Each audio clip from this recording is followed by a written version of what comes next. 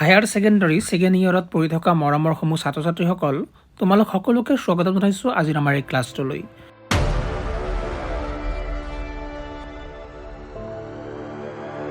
বৰ্তমান সময়ত আমি হায়াৰ ছেকেণ্ডাৰী ছেকেণ্ড ইয়েৰৰ ITOR ফাণ্ডামেণ্টেল অফ RDBMS তোমালোকৰ 1 নম্বৰ যিটো পাঠটো আছে সেই পাঠটো আমি আলোচনা কৰি আছিলোঁ আৰু আজি আমাৰ হয়তো বা 6 নম্বৰ ক্লাছ তোমালোকে চাই ল'বা।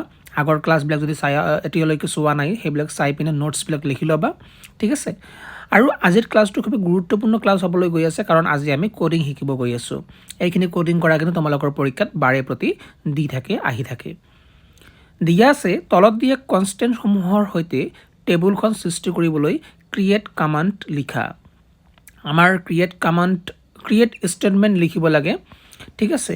আৰু ক্ৰিয়েট কৰিবৰ কাৰণে আমি MySQL কোডিং কৰিব লাগিব। যেনেকুৱাকৈ আমাক ইয়াত দিয়া আছে যে ক্ৰিয়েট টেবল, মানি লোৱা যে এখন টেবল আমি ক্ৰিয়েট কৰিম।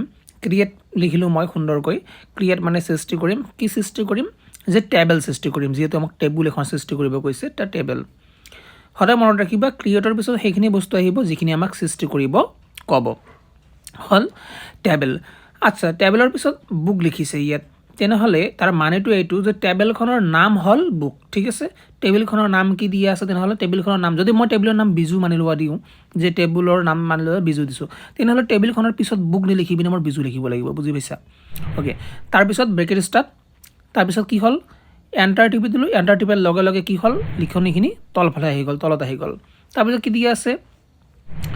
ISBN, এইটো মানি লোৱা যে এটা চিৰিয়েল নাম্বাৰ ISBN, ঠিক আছে। তেনেহ'লে চিৰিয়েল নাম্বাৰ যিটো আছে এইটো কি হ'ব? এইটো আমি লিখিছোঁ ইয়াত কি দিছে? ISBNত কি দিয়া আছে? ভাৰ্চাৰ 20।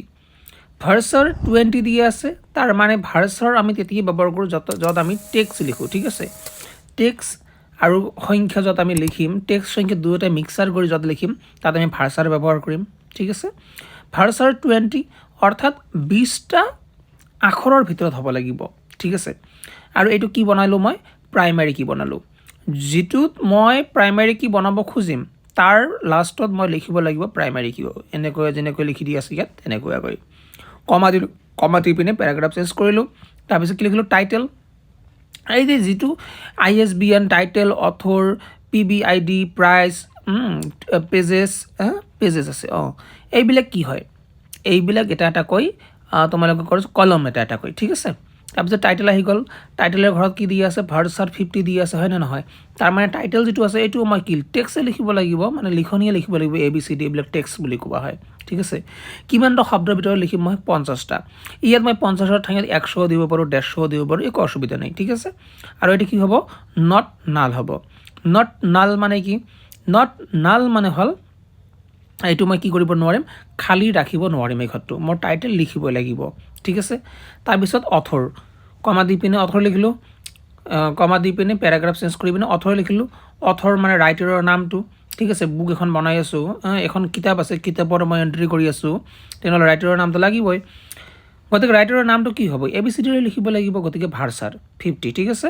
আৰু নট নাল। নট নাল কি মানে? মই খালী ৰাখিব নোৱাৰোঁ সেই ঘৰটো, ঠিক আছে। তাৰপিছত কি কৈছে? PUBID। PUB মানে কি?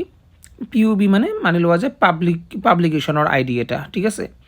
এইটো কি কৰিলোঁ? এইটো ভাৰ্চাৰ 10 লিখি দিলোঁ। তাৰ মানে কি? 10টাৰ ভিতৰত হ'ব লাগিব। যদি মই ABCD দি লিখোঁ তেনেহ'লে 10টাৰ ভিতৰত হ'ব লাগিব। যদি 1 2 দি লিখোঁ তথাপিও 10টাৰ ভিতৰত হ'ব লাগিব। আৰু এইটো কি লিখিলোঁ? নট নাল। আৰু এই PUBID হওক বা ISBN প্ৰথম যিটো আছে সেইটোৱে হওক, এইবিলাকত কিন্তু সংখ্যা আৰু এলফাবেট দুয়োটাই মিক্সাৰ কৰি লিখিম। কিন্তু তাৰপিছত যিটো দিয়া আছে যে প্ৰাইচ মানে কি? দাম। দামটো কি মই সংখ্যা আৰু ABCD যিটো আমাৰ এলফাবেট এইবিলাক মিক্সাৰ কৰি লিখিম নেকি? মই ডাইৰেক্টলি সংখ্যা লিখি দিম, হয়নে নহয়? মানিলোঁ যে 500 টকা, তেনেহ'লে 500 লিখিম মই, একো বানান কৰি লিখি কোনো প্ৰয়োজন নাই, হয়নে নহয়? তেনেহ'লে ইয়াত কি লিখিছে? ভাৰ্চাৰৰ ঠাইত লিখিছে INT। INT মানে কি? INT মানে ইণ্টেজাৰ, ঠিক আছে। আৰু এইটো কি হ'ব? নট নাল। নট নাল মানে কি বুজাব? নট নাল মানে ঘৰটো মই খালী ৰাখিব নোৱাৰিম, যদি এণ্ট্ৰি কৰিম খালী ৰাখিব নোৱাৰিম, দাম বহুৱাবই লাগিব। আৰু পেজেছ, এইটো পেজেছ মানে কি? এখনৰ সেই কিতাপখনত কেইখন পৃষ্ঠা আছে সেইটোও ইণ্টেজাৰ। যেতিয়া যদি মানি লোৱা যে 500খন পৃষ্ঠা আছে, মই 500 ডাইৰেক্ট লিখি দিম 500, হয়নে নহয়? আৰু এইটো কি হ'ব? নট নাল কৰিম, ঠিক আছে। তাৰপিছত পেৰাগ্ৰাফ চেঞ্জ কৰি পিনে যিটো আমাৰ ব্ৰেকেট ষ্টাৰ্ট হৈছিলে ব্ৰেকেট ক্ল'জ কৰিলোঁ আৰু এটা কি বহালোঁ ছেমিকলন বহালোঁ আমাৰ সুন্দৰকৈ কি হৈ গ'ল এটা কোডিং হৈ গ'ল ঠিক আছে বুজি পাইছে অ'কে তাৰপিছত প্ৰশ্নবিলাক আমি এতিয়া আলোচনা কৰিম খালী ঠাই পূৰণ কৰা কি কৈছে যে single row function are applied on a single row and return a single value যেতিয়া ছিংগল ৰ ফাংচন এটা আমি কৰিম তেতিয়া এটা ছিংগল ৰত এটা ছিংগল শাৰীত একক শাৰীত এটা শাৰীতে ফাংচনখিনি প্ৰয়োগ কৰা হয় আৰু এটাই ভেলু আমাক সাধাৰণতে প্ৰদান কৰা হয় চিম্পল কথা পাবা কেনেকৈ মনত ৰাখিবা যদি তুমি এটা শাৰীৰ কাম কৰা মাত্ৰ এটা শাৰীৰ এটা লাইনৰ কাম কৰা ঠিক আছে তেনেহ'লে এটা ভেলু নাহিলে কিমানটা ভেলু আহিব 1000টা ভেলু আহিব এটাই ভেলু আহিব ন চিম্পল কথা 2 নম্বৰ কি কৈ আছে এগ্ৰিগেট ফাংচনবোৰে গোটেই শাৰীৰ এটা গোটত বা এটা সেটত কাম কৰে আৰু এটা একক মান ঘূৰাই দিয়ে চিম্পল কথা কৈ আছে এগ্ৰিগেট ফাংচন মানে কি গোটেইখিনি যিমান গোটেই টেবুলখনৰ কথা কৈ আছে ঠিক আছে গোটেই টেবুলখন একেলগে যদি আমি খুব সুন্দৰকৈ এটা গ্ৰুপ হিচাপে লৈ পিনে আমি কাম কৰোঁ গ্ৰুপ হিচাপে ল'ব লাগিব নহয় এগ্ৰিগেট ফাংচন মানে গোটেইবিলাক একেলগে ঠিক আছে গ্ৰুপ হিচাপে ল'ব লাগিব ঠিক আছে গ্ৰুপ অৰ সেট অফ ৰজ ঠিক আছে যিমানবিলাক ৰজ আছে গোটেইখিনি ঠিক আছে তেতিয়া কি আহিব whole and return a single value আমাক এটা ছিংগল ভেলু সিহঁতে প্ৰদান কৰিব ঠিক আছে সম্পূৰ্ণ মিলি পিনি এটা ছিংগল ভেলু প্ৰদান কৰিব ঠিক আছে অ'কে তাৰপিছত গণিত ফাংচন মানে মেথ ফাংচনবোৰ ইনপুট হিচাপে সংখ্যাসূচক মান গ্ৰহণ কৰে গণিতৰ ফাংচনবোৰ যদি আমি ইনপুট হিচাপে ব্যৱহাৰ কৰোঁ সংখ্যাসূচক মান সিহঁতে গ্ৰহণ কৰা দেখা পোৱা যায় তাৰ গণিতৰ মানবিলাকতো সংখ্যাসূচকে হ'ব লাগে নিউমেৰিকে হ'ব ঠিক আছে গ্ৰহণ কৰে আৰু ফলাফল হিচাপে ফলাফল ৰেজাল্ট কি দিব নিউমেৰিক ভেলুৱে দিব ঠিক আছে নিউমেৰিক ভেলু মানে কি 1 2 3 4 এইবিলাকক নিউমেৰিক ভেলু বুলি কোৱা হয় ঠিক আছে অ'কে তাৰপিছত কি কৈছে মান্থ কেপিটেল লেটাৰ দি পিনে লিখিছে MONTH মান্থ অ'কে ব্ৰেকেটত দি আছে ডেট স্মল লেটাৰ দি পিনে এই তাৰিখৰ পৰা মাহটো সংখ্যাসূচক ৰূপত ঘূৰাই দিয়ে ইয়াক কি কৰে return the month in numeric আমাক মাহটো নিউমেৰিকত দিয়ে ঠিক আছে ফ্ৰম দ্য ডেট এটা ডেটৰ পৰা মাহটো আমাক যদি আমি মাহটো বিচাৰোঁ তেনেহ'লে আমাক সংখ্যাটো কিহত দিব নিউমেৰিকত দিব বস্তুখিনি মাহটো কিহত দিব নিউমেৰিকত সংখ্যাত দিব ঘূৰাই দিয়ে ঠিক আছে সেইটো কৰ্ডিং কৰি লৈ পিনে অ'কে তাৰপিছত কি কৈছে by default the order by clause list item in ascending ASC order ঠিক আছে বাই ডিফল্ট মানে কি অট'মেটিক ঠিক আছে যেনেকৈ আকৌ যেতিয়া আমি মোবাইল এটা পাৰ্চেছ কৰোঁ মোবাইল এটা কিনো তোমাক যদি কোৱা হয় যে বাই ডিফল্ট তাতে কি এপ থাকে মানে তুমি যদি কোনো এপ ইনষ্টল নকৰা তেনেহ'লে কি এপ থাকিব ঠিক আছে তাৰ আকৌ কিনাৰ লগে লগে কি এপ থাকে যিটো বাই ডিফল্ট থাকে ঠিক আছে বাই ডিফল্ট বুলি কোৱা হয় তেনেহ'লে অৰ্ডাৰ বাই ক্ল'জবিলাক কেনেকুৱা হৈ থাকে ঊৰ্ধ্বগামী মানে কি সৰুৰ পৰা ডাঙৰলৈকে থাকে ঠিক আছে এচেণ্ডিং অৰ্ডাৰত থাকে তাৰপিছত কি কৈ আছে যে ইনচাৰ্ট ষ্ট্ৰিং বা ছাব ষ্ট্ৰিঙে দিয়া ষ্ট্ৰিঙত ছাবষ্ট্ৰিংটোৰ ডেছটো ঘূৰাই দিয়ে প্ৰথম অৱস্থান ঘূৰাই দিয়ে ফাৰ্ষ্ট অকাৰেঞ্চ ঠিক আছে INSRT যিটো আছে ঠিক আছে ষ্ট্ৰিঙে হওক বা ছাব ষ্ট্ৰিঙে হওক আমাৰ ষ্ট্ৰিং বা ছাব ষ্ট্ৰিঙৰ কোনটো অৱস্থান ঘূৰাই দিব প্ৰথম অৱস্থানটো ঠিক আছে সন্মুখৰ অৱস্থানটো ঘূৰাই দিব ফাৰ্ষ্ট অকাৰেঞ্চটো ঘূৰাই দিব অ'কে MID ষ্ট্ৰিং বা পোষ্ট বা এন ষ্ট্ৰিঙে নিৰ্দিষ্ট স্থান পোষ্টৰ পৰা আৰম্ভ কৰি এন আকাৰৰ এটা ছাব ষ্ট্ৰিং ঘূৰাই দিয়ে ঠিক আছে মনত ৰাখিবা MID যিটো আছে এইটো কি কৰিব এইটো পোষ্টৰ পৰা আৰম্ভ কৰি এন ষ্ট্ৰিং কি কৰিব আমাক ঘূৰাই দিয়ে চেষ্টা কৰিব বা ঘূৰাই দিব ঠিক আছে তাৰপিছত এল ট্ৰিম ষ্ট্ৰিং আমাক কি কৰিব এই আগৰ বাওঁফালৰ এল মানে লেফ্ট বুজায় সাধাৰণতে লেফ্ট ট্ৰিম বাওঁফালৰ যিটো ঠাই আছে বাওঁফালৰ খালী স্থান এই আগৰ বা বাওঁফালৰ খালী স্থানৰ আখৰবোৰ আঁতৰাই দিয়াৰ পিছত দিয়ে ষ্ট্ৰিংটো ঘূৰাই দিয়ে মনত ৰাখিবা বাওঁফাল যিটো আছে বাওঁফাল লিখাৰ বাওঁফালখিনি কোনো এটা লিখনি আছে লিখনিৰ বাওঁফালৰ আখৰবিলাক কি কৰিব আঁতৰাই দিব বা গ্যাপ এটা কৰি দিব ঠিক আছে খালী ৰাখিব স্পেচ ৰাখিব টি ট্ৰিম এইটো কি হ'ব টি ট্ৰিম বুলি কোৱাৰ লগে লগে কি হৈ যায় এই আগৰ আৰু পাছৰ দুয়োটা স্থান টি ট্ৰিম কি কৰিব আগৰ আৰু পাছৰ দুয়োটা দুয়োটা স্থান আমাক কি কৰি দিব খালী কৰি দিব খালী স্থানৰ আখৰবোৰ আঁতৰাই দিয়াৰ পিছত দিয়ে ষ্ট্ৰিং ঘূৰাই দিয়ে ঠিক আছে অ'কে তো টি ফৰ ট্ৰেইলিং বুলি কওঁ আমি এণ্ড ঠিক আছে তেনেহ'লে আমাৰ টি ট্ৰিম যিটো আছে এইটো অলপ মনত ৰাখিব যত্ন কৰি টি ট্ৰিম ষ্ট্ৰিঙে আগৰ আৰু পিছৰ দুয়োটা খালী স্থানৰ আখৰবোৰ আঁতৰাই দিয়াৰ পিছত দিয়া ষ্ট্ৰিং ঘূৰাই দিয়ে আৰু এটা আছে কি দুখন টেবুলৰ পৰা উমৈহতীয়া টপলসমূহ পাবলৈ ইণ্টাৰচেক্ট অপাৰেশ্যন ব্যৱহাৰ কৰা হয়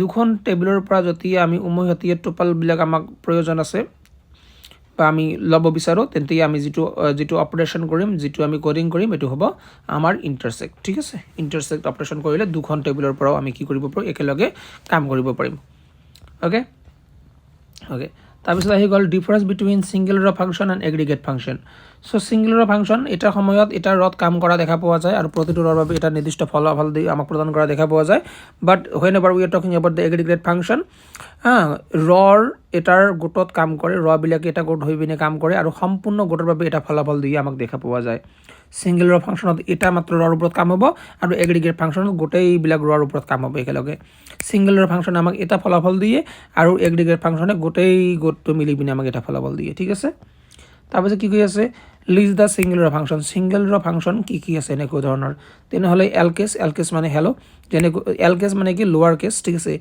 চববিলাক হাতৰ লিখনিবিলাক কি হ'ব আমাৰ লোৱাৰ হ'ব যি এনেকৈ ইয়াত হেল্ল' লিখা আছে ব্ৰেকেটৰ ভিতৰত এনেকুৱাকৈ এইটো এল কেছ যদি আমি কৰি দিওঁ তেনেহ'লে এই হেল্ল' লিখিছে কেনেকৈ স্মল লেটাৰত গোটেইখিনি স্মল লেটাৰ ACLL অ'কে তাৰপিছত ইউ কেছ মানে আছে কি লোৱাৰ কেছ এইটো হ'ল আপাৰ কেছ ঠিক আছে এইটো কি হ'ব যেনেকুৱাকৈ ব্ৰেকেটত ইয়াত কি লিখি দিয়া আছে স্মল লেটাৰত লিখা আছে ACLL এইটো কি হ'ল ডাঙৰ হৈ গ'ল ডাঙৰ হাতৰ হৈ গ'ল ঠিক আছে তেনেহ'লে ACLL ডাঙৰ হাতৰ হৈ গ'ল এইটো ইউ কেছ হৈ গ'ল ইউ কেছ মানে কি আপাৰ কেছ হৈ গ'ল তাৰপিছত লেন্থ ইণ্ডিয়া এনেকৈ লিখিছে ইণ্ডিকেট যিমানটা শব্দ আছে শব্দৰ পৰিসংখ্যাখিনি লিখি দিব যে কিমানটা আছে ইয়াত যেনেকুৱাকৈ আই 1 এন 2 হ'ল ডি 3 হ'ল আই 4 হ'ল এ 5 হ'ল তেনেহ'লে 5 আহি গ'ল ঠিক আছে এনেকুৱাকৈ ৰাউণ্ড মানে ৰাউণ্ডিং বুজায় ঠিক আছে মোটামুটি এটা ৰাউণ্ডিং কৰি দিয়ে ইয়াক ৰাউণ্ড বুলি কোৱা হয় ঠিক আছে অ'কে তাৰপিছত মানে মানি লোৱা যে বহুতো সংখ্যা আছে বা এটা সংখ্যা আছে তাক ৰাউণ্ডিং যাক আমি কি বুলি কওঁ এটা এভাৰেজ লৈ আহে ঠিক আছে ইয়াক ৰাউণ্ডিং বুলি কোৱা হয় তাৰপিছত ট্ৰিম SQL ইয়াক কি কৰিছে যদি আমি ট্ৰিম কৰোঁ তেনেহ'লে SQL লিখাটোৱে আহিব মিডলত আহি আছে ঠিক আছে তাৰপিছত কি কৈ আছে difference between L trim and R trim তেনেহ'লে এই তিনিটা বস্তু আমি বুজাৰ যত্ন কৰিব লাগিব যেতিয়া আমি ট্ৰিম কৰিলে পিনে বাওঁ আৰু সৌ দুয়োফালে খালী ঠাই আঁতৰাই বাওঁফালেও আঁতৰি যাব মানে বাওঁফালতো অলপ গেপ আহিব সোঁফালতো অলপ গেপ আহিব মানে লিখনিটো মাজত আহিব এল ট্ৰিমে কি কৰে বাওঁফাল লেফ্ট ছাইড বাওঁফালৰ স্থানটো অলপ কি কৰি ৰাখে খালী ঠাই ৰাখি দিয়ে আৰ ট্ৰিম কি কৰে সোঁফাল ৰাইট ছাইডৰ যিটো ঠাই আছে তাতে অলপ খালী ঠাই ৰাখি দিয়ে ঠিক আছে তাৰপিছত কি কৈছে এল কেছ ইউ কেছ এইটো মই অলপ আগতে আলোচনা কৰিলোঁ এল কেছ মানে সেই আছে যে লোৱাৰ কেছ গোটেই লিখনিবিলাক সৰু কৰি দিব ইউ কেছ মানে আপাৰ কেছ গোটেই লিখনিখিনি ডাঙৰ কৰি দিব ঠিক আছে তাৰপিছত কি কৈছে list the date function with example ঠিক আছে এক্সাম্পলৰ সহায়ত আমি ডেটৰ ফাংচনবিলাক লিখিব লাগে যেনেকৈ ইয়াৰ লিখি পিনে যদি আমি এনেকৈ লিখোঁ যেনেকৈ 2024/05/21 এটা প্ৰথমে দিছে ইয়াৰটো তাৰপৰা দিছে মান্থটো তাৰপৰা দিছে ডেটটো যদি আমি ইয়াৰ লাগে তেনেহ'লে ইয়াৰ লিখিম প্ৰথমে কডিংখিনি এনেকৈ কৰিলে কেৱল মাত্ৰ ইয়াৰটোৱে আমাৰ ওচৰত আহি যাব ঠিক আছে মান্থ যদি এনেকৈ চেম কৰোঁ তেনেহ'লে মান্থ আহি যাব 505 দি আছে 5 আহিব ডে এনেকৈ যদি আমি লিখোঁ গোটেই তাৰিখটো তেনেহ'লে যিমান তাৰিখ আমি লিপিবদ্ধ কৰিম 21 তেনেহ'লে 21 অট'মেটিকলি আহি যাব আৰু যদি মই একো লিখিব নিবিচাৰোঁ বৰ্তমানৰ সময় আৰু আজিৰ ডেটটো লিখিব বিচাৰোঁ তেনেহ'লে নাও লিখি পিনে ব্ৰেকেট ষ্টাৰ্ট ব্ৰেকেট ক্ল'জ কৰি দিওঁ তেতিয়া যদি ছেমিকলন দিওঁ আৰু মোৰ আৰু যদি ৰান কৰিম ঠিক আছে কডিংটো তেতিয়া কি হ'ব আমাৰ আজিৰ ডেটটো কাৰেণ্ট ডেটটো আহিব আজিৰ ডেটটো আহিব আৰু বৰ্তমানৰ সময়খিনি আহি যাব তাৰপিছত কাৰেণ্ট ডেট যদি আমি কাৰেণ্ট ডেট লিখোঁ যদি কেৱল মাত্ৰ ডেটে লাগে তেনেহ'লে কাৰেণ্ট ডেট লিখিব লাগিব ব্ৰেকেট ষ্টাৰ্ট ব্ৰেকেট ক্ল'জ কৰি পিনে যদি আমি ৰান কৰোঁ ছেমিকলন লগাই পিনে ৰান কৰোঁ কডিংটো তেনেহ'লে কাৰেণ্ট ডেটটো আহিব বা বৰ্তমানৰ বা আজিৰ ডেটটো আহিব ডেট মানেতো বুজি পোৱা তাৰিখ আহিব ঠিক আছে তেনেহ'লে what is the difference between now bracket start bracket close and date bracket start bracket close function এই দুটাৰ মানে পাৰ্থক্য কি চ' নাও লিখি পিনে ব্ৰেকেট ষ্টাৰ্ট ব্ৰেকেট ক্ল'জ কৰিলে পিনে ৰিটাৰ্ণ কাৰেণ্ট ডেট আমাৰ কাৰেণ্ট ডেটটো আহিব লগতে টাইমটো আহিব আজিৰ ডেট টাইম দুয়োটাই আহিব আৰু ডেট লিখি পিনে ব্ৰেকেট ষ্টাৰ্ট ব্ৰেকেট ক্ল'জ কৰিলে কি আহিব ডে টাইমৰ পৰা কেৱল তাৰিখটো দেখুৱায় আমাক কেৱল কি কৰিব ডে টাইমৰ পৰা কেৱল তাৰিখটোহে আমি দেখা পাম ঠিক আছে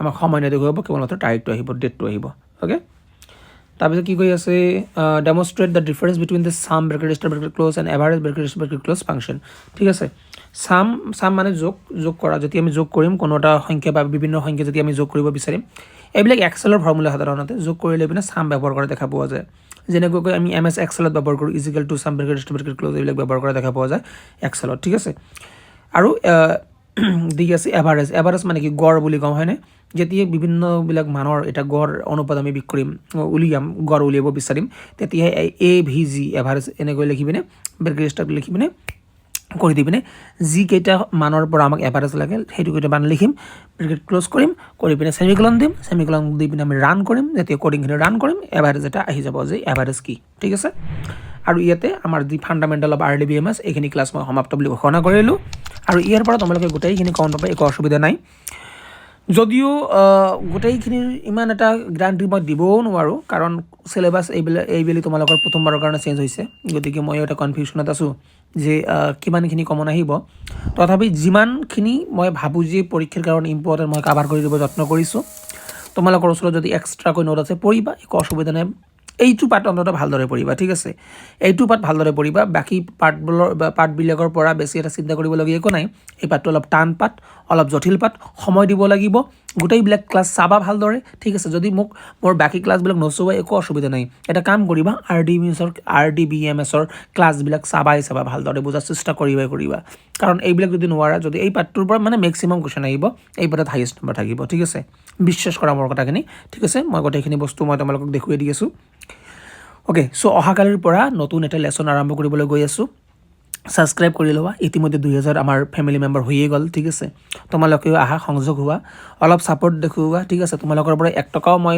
উপাৰ্জন নকৰি আছোঁ 1 টকাও মোক নালাগে কোনো প্ৰয়োজনীয়তা নাই ঠিক আছে তোমালোক জাস্ট সিম্পলি ভালদৰে পঢ়াচোন ঠিক আছে যেতিয়া যদি ভাগ্যত থাকে যেতিয়া সময় আহিব নিশ্চিতভাৱে ইউটিউবৰ পৰা হয়তো টকা আমিও লাভ কৰিম আন মানুহৰ দৰে আন শিক্ষক শিক্ষয়িত্ৰী হওক বা ইউটিউবাৰৰ বিলাকৰ দৰে তথাপিও আমিতো ইউটিউবাৰ তেনেকুৱা ধৰণৰ নহয় ইউটিউবত ভিডিঅ' বনাই ভাল লাগে তোমালোকৰ মৰম তোমালোকৰ যেনেকুৱাকৈ তোমালোকে মৰম দেখুৱা আমাক ঠিক আছে তোমালোকক যেনেকুৱাকৈ মই হেল্প কৰিব পাৰি হেল্প কৰি পিনে ভাল লাগে একচুৱেলি তোমালোকৰ মৰমবিলাক পাই পিনে ভাল লাগে তোমালোক যেতিয়া কোৱা ছাৰ আপুনি এইটো বুজাই দিয়ক সেইটো বুজাই দিয়ক বহুত ভাল লাগে ধন্যবাদ এটলিষ্ট এটা ক'বা যদি মই তোমালোকক সঁচাকৈ হেল্প কৰিব পাৰিছোঁ এটলিষ্ট ধন্যবাদ বা থেংক ইউ বুলি ক'বই পাৰা তোমালোকে আৰু সাবস্ক্ৰাইব কৰিবা শ্বেয়াৰো কৰি দিবা তোমালোকৰ বন্ধু বান্ধৱীৰ লগত শ্বেয়াৰ কৰোঁতেতো 1 টকা খৰচ নহয় সাবস্ক্ৰাইব কৰোঁতেও খৰচ নহয় কৰিবা একো নাই আমি সকলোৱে মিলি একেলগে আগবাঢ়িব লাগিব হয়নে নহয় ঠিক আছে সো যিয়ে নহওক বেয়া নাপাবা এইবিলাক কথা এনেকুৱাকৈ ক্লাছৰ শেষত কোৱাটো ভালো নালাগে প্ৰত্যেক দিনে ঠিক আছে ক'লো আজি সকলোৱে প্ৰতিদিন নকওঁ এইবিলাক কথা যিয়ে নহওক সকলোৱে ভালদৰে থাকা ভালদৰে পঢ়া শুনা কৰা পৰীক্ষা সমাগত গোটেইখিনি সিলেবাস কমপ্লিট কৰি দিয়াৰ যি মই ভাবিছোঁ সেইখিনি মই নিশ্চিতভাৱে কমপ্লিট কৰি দিম একো অসুবিধা নাই আমাৰ ইতিমধ্যে 2টা পাৰ্ট ভালদৰে কমপ্লিট হৈ গ'ল তোমালোকৰ সেকেন্ড ইয়াৰৰ ভোকেশনাল এডুকেশনৰ 2টা পাৰ্ট কমপ্লিট হৈ গ'ল এমপ্লয়েবিলিটি স্কিল গোটেই কমপ্লিট কৰি দি আছে চাবা ভোকেশনাল স্কিলৰ 2টা পাৰ্ট ইতিমধ্যে কমপ্লিট হৈ গ'ল আৰু 2টামান পাৰ্ট বাকী আছে কমপ্লিট হৈ যাব একো অসুবিধা নাই ঠিক আছে সহজ পাৰ্ট সুন্দৰকৈ হৈ যাব আজিলৈ মানে অহা ক্লাছত লগ পাই আছোঁ জয় হিন্দ জয় ভাৰত